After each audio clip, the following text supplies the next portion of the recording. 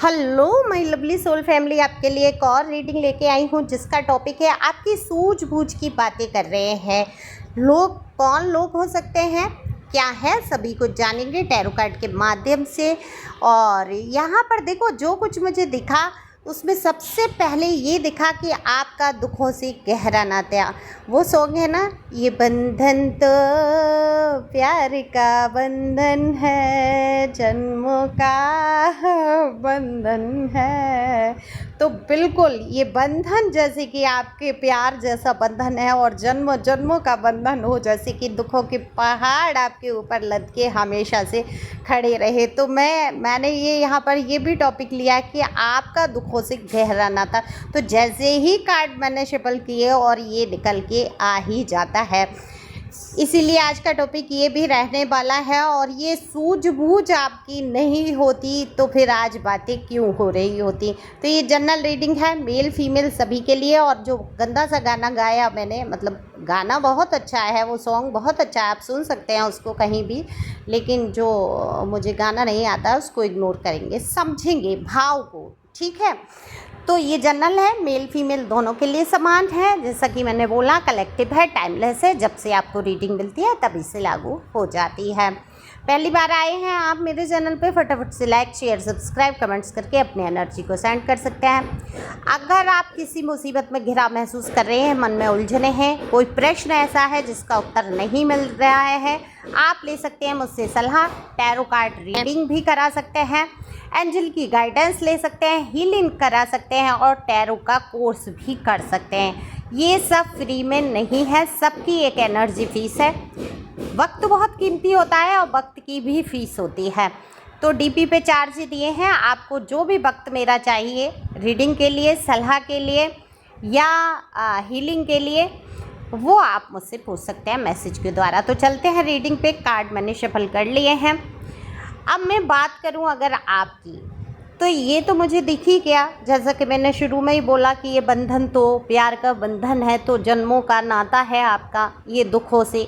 क्योंकि कुछ तो ऐसा कर्मा रहा आपका पूर्व पास्ट का, जो आज आपको ऐसा लग रहा है रिलीज ही होने का नाम नहीं ले रहा। जितना आप ईश्वर की तरफ झुकाव रखते हैं, जितना आप पूजा पाठ में जाते हैं, जितना सत्मार्ग आप अपना रहे हैं, उतना ही दुख आपके जीवन में बढ़ता ही जा रहा है।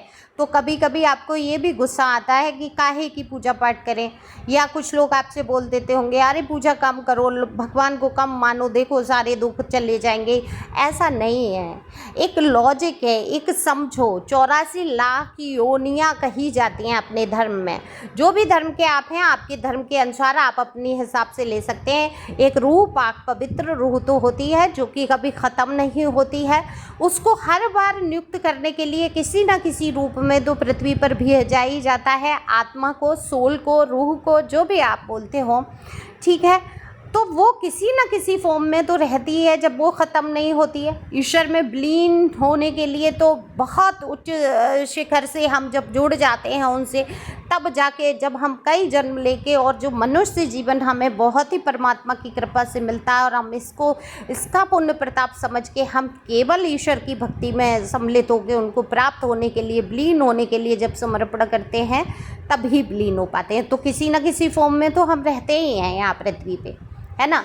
आज मैं भी आई हूँ, यहाँ पे हूँ, आपसे चर्चा कर रही हूँ धर्म की। एक ऐसे कह लीजिए, बहुत सारे लोग ऐसे भी आते हैं जिनको ईश्वर ये नियुक्त कर देते हैं कि भाई जो हम संदेश दे रहे हैं वो लोगों तक तुम्हारा पहुँचाने का काम है। ये भी हो जाता है, हालांकि ये बहुत बड़ी बात है, मैं क्यों ही बोलूँ अपने मुँह से, ठीक है। तो कभी कभी आप भी इस पृथ्वी पर संदेश के लिए ही हैं, और आपके जीवन को एक सरल और सुंदर, एक स्वच्छ बनाने के लिए जो चीज़ें वर्षों में, जो कई जन्मों के लिए पीड़ा रखी है, वो इस जन्म में पीड़ा ख़त्म होने लगती है। जब आप पूजा पाठ करते हैं तो आपके पुण्य प्रताप ऐसे बढ़ जाते हैं कि वो जो दुख हैं 3-4 जन्म में आपको और मिलने थे, वो इसी जन्म में जल्दी जल्दी आके, जल्दी जल्दी वो सारी चीज़ें आके और ज़्यादा बढ़ती हैं। इसीलिए क्योंकि एक तो परीक्षा होती है, देखें आप स्थिर हो बुद्धि के या नहीं। दूसरा, आप के जो पुण्य हैं वो बढ़ते हैं और जो पाप हैं वो जल्दी जल्दी दुख के रूप में आकर घट जाते हैं। है ना, ये भी है एक। और इसको समझना होगा इन चीज़ों को, और तभी तो आप थोड़ा सा दुखों से आपका नाता रहा, क्योंकि ईश्वर आपसे बहुत प्रसन्न है और ईश्वर चाहते हैं जब आप उनसे मिलें तो निर्मल और स्वच्छ होकर मिलें। जैसे आप निर्मल स्वच्छ हृदय के व्यक्ति हैं, तो आपकी जो भी गलतियां पास्ट की रहीं, जो भी कर्मा रहा है, वो सब वो ईश्वर अभी ख़त्म ही करना चाहते हैं इस जन्म में।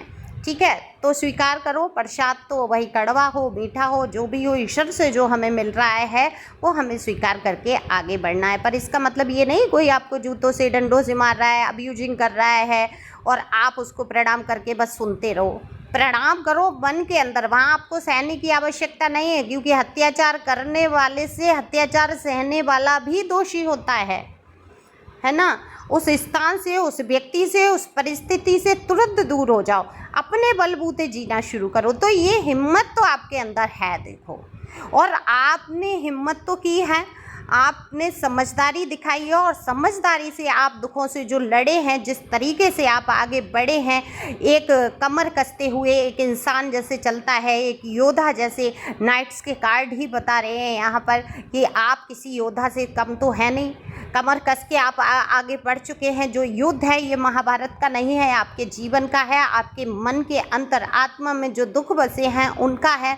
तो उनसे आप समझदारी से जूझ रहे हैं, लोगों की परिस्थितियां देखते हुए, लोगों का नेचर देखते हुए, लोग जैसा जो व्यवहार आपसे कर रहे हैं उसको समझदारी से समझते हुए, क्योंकि व्हील ऑफ फॉर्च्यून में आपके पास सब कुछ दिया है ईश्वर ने आपको वो क्षमता दी है कि आप अपना जैसे भी हो, जैसे शेर की तरह दहाड़ना है, जहाँ गुस्से से काम निकलवाना है वहाँ आप गुस्से से काम लेंगे, जहाँ आप प्यार से बोलेंगे वहाँ मेमना भी बन जाएंगे, आप प्यार से भी बोलेंगे, है ना। आपने कभी देखा है व्हील ऑफ फॉर्च्यून का कार्ड, एंजल की ब्लेसिंग आपके साथ, बुद्धि आपके साथ, सब कुछ तो दिया है ईश्वर ने आपको। तो समझदारी से जो आप काम नहीं लेते तो लोग आपको आज कच्चा चबा गए होते। तो आपकी सूझबूझ की बातें कर रहे हैं लोग कि कैसे आप इन परिस्थितियों से बाहर आए, जो भी जगलिंग आपके जीवन में थी, जो दुविधाएं थी आपके जीवन में, जिस प्रकार से आपको सताया जा रहा था, आपको तड़पाया जा रहा था, जैसे दर्द से आप गुजर रहे थे, और कैसे आपने उन परिस्थितियों में, है ना, अपने आप को रखा। ये सबसे बड़ी बात होती है। इंसान अपना जीवन बचा के चलता है, मानसिक संतुलन जब बचा के चलता है तो वो सोचो, इतनी बड़ी कठिनाई, जो दुख आप क्या मैं महसूस कर रही हूँ, वो आपके दिल के अंदर जो बसी हुई पीड़ा है वो सिर्फ आप जानते हैं, या परमात्मा जानता है, या मेरा कार्ड जो मुझे महसूस करा रहा है। तो यहाँ पर जो मैं समझ पा रही हूँ, ये पीड़ा से जब आप गुजरे हैं, तभी तो मैंने कहा दुखों से गहरा नाता, और तब इतनी तकलीफ़ में आपने समझदारी से काम लिया, आपने कोई गलत कदम नहीं उठाया, किसी प्रकार से आपने किसी के साथ गलत नहीं किया, है ना। अगर लड़े झगड़े भी हैं कहीं, तो अपने हक, कौन सा हक, पैसे रुपए वाले हक के लिए नहीं लड़ रहे हैं आप आत्मसम्मान की लड़ाई लड़ रहे हैं, आप प्यार के लिए लड़ रहे हैं। तो अब किसी से प्यार व्यार मांगने की आपको ज़रूरत नहीं, क्योंकि आपकी किस्मत में आप जो डिज़र्व करते हैं वो ईश्वर आपको देगा ही।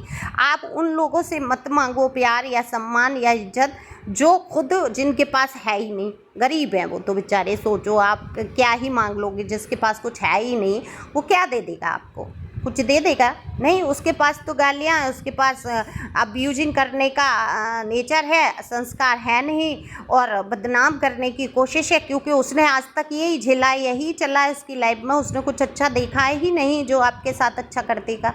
तो ये सूझबूझ से आप बहुत तरकीब से काम लेने वाले हैं, और आपने आज तक जिस समझदारी से कदम उठाए हैं वो आपकी समझदारी की बात लोग कर रहे हैं, आपसे बहुत कुछ शिक्षा लेना चाहते हैं। आप लोग आपका उदाहरण भी देते हैं, अपने बच्चों को या आने वाली पीढ़ी को भी आपका उदाहरण दिया जाएगा कि जैसे कि आपने क्या ही ऐसा किया था, क्या आपने कैसी परिस्थितियों से आप बाहर निकले, कैसे आप परिस्थितियों में फंस गए, है ना। ये तमाम बातें एक उदाहरण के रूप में रखी जाएंगी। तो अभी आपकी बहुत ज़्यादा यहाँ पर तारीफ़ करते हुए मुझे लोग नज़र आ रहे हैं, वो आपकी बुद्धिमानी और सूझबूझ की है। तो लोग वहीं पर बातें करते करते ये भी कहना चाहते हैं कि आपसे कैसे ये निकलवाया जाए कि आपने इन परिस्थितियों में, जो भी आपके जीवन की परिस्थितियाँ थी, हैंडल कैसे किया आपने, तो लोग ये योजना भी बना रहे हैं कि आपको किस तरीके से ऐसे बात की जाए जो आप बता दें, क्योंकि आप सच्चे सरल दिल के इंसान हैं और आप बातों बातों में बता तो देंगे ही। तो लोग आपकी सूझबूझ की चर्चा हमारे हमेशा से करते आए, आज भी कर रहे हैं, और आपको अपनी यही सूझबूझ बना के रखनी है, नहीं तो कच्चा चबा के खाने वाले कम नहीं हैं। अब लोगों पे ना तो आपको खा पा रहे हैं, ना चबा पा रहे हैं, और ना ही पचा पा रहे हैं आपको। ये भी बड़ी समस्या है, क्योंकि जब एक व्यक्ति सच्चाई के रास्ते पे चलता है तो लोगों को हजम तो होता नहीं है वो, तो उसके रास्ते में रोड़े अटकाने वाले कम नहीं होते हैं। तो आपको घबराना नहीं है, आप तो पक्का नाता समझो, दुख से दोस्ती कर लो आप और आगे बढ़ो बिना घबराए।